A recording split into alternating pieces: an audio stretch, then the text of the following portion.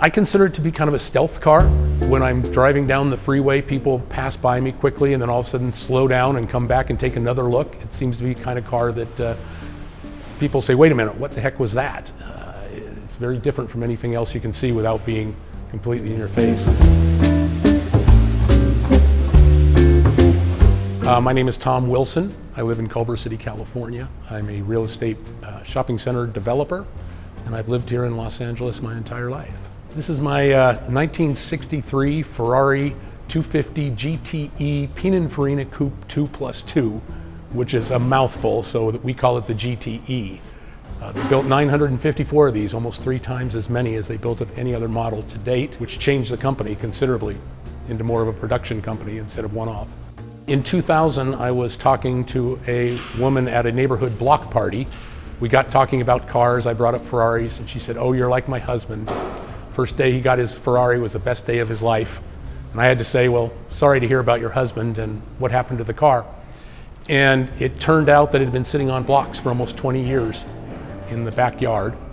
And I talked to her. It turned out, thanks to it being a 4-seater, I was able to afford it. So I bought it and proceeded to work on it, little bits and pieces as best I could with the minimal skills I had for 20 years, until I finally was able to get some kids out of college and afford to be able to do a full restoration. This is the original color combination.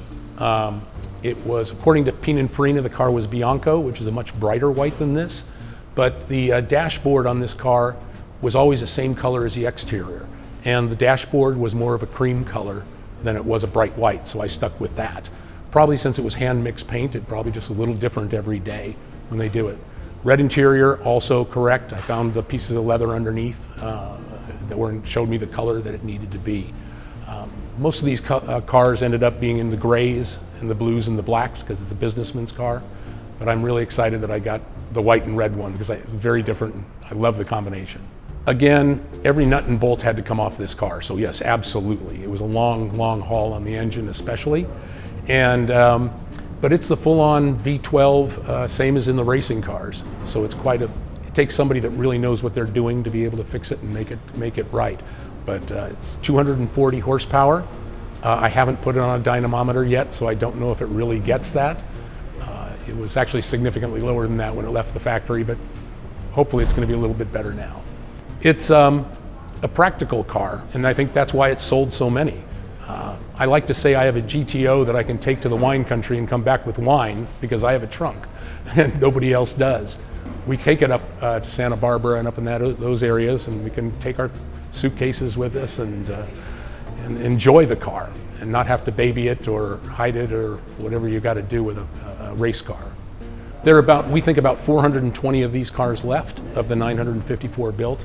I know quite a few of those people because I've taken over the GTE Register, which it tracks the history of all the 954 cars. So I know people that have these cars all over the world. I've met them in various countries. I've met them all over the United States. And it's a really great community because we have so much involved, so much blood, sweat, and tears invested in these cars, and we can all appreciate what the other guys have done. So the community has been a tremendous help for me and a lot of fun. I've always loved Ferraris. The first time I saw a Dino pass my school bus with Ron Wood behind the seat, it just blew me away. The Dino was a spaceship, and it was the dream car for me until I got inside one and discovered at 6'3" it wasn't the car for me, as most of them are. This one here, again, I found it in the neighborhood. I could afford it, and the more I learned about it, the more I loved it. And when I finally got to drive it, boy, I'll tell you, it was just fantastic. My plan is to drive the heck out of it. And I'm doing that right now, really enjoying it. I have every intention of keeping it. No, I've never thought about selling it. My daughter wants to have it in her wedding. Be a challenge because one of us is going to have to sit in the back seat, and that's not an easy thing to do. But no, I want to just have it as a driver, and I built it as a driver, not as a show car. So over time, I'll slowly, get a little bit closer to original. There's a few things I changed, such as putting an electric fan in so that I can drive it in August in PCH here in California. But overall, I want to just get a little bit better and then drive it. Yeah, the community of GTE drivers is really great.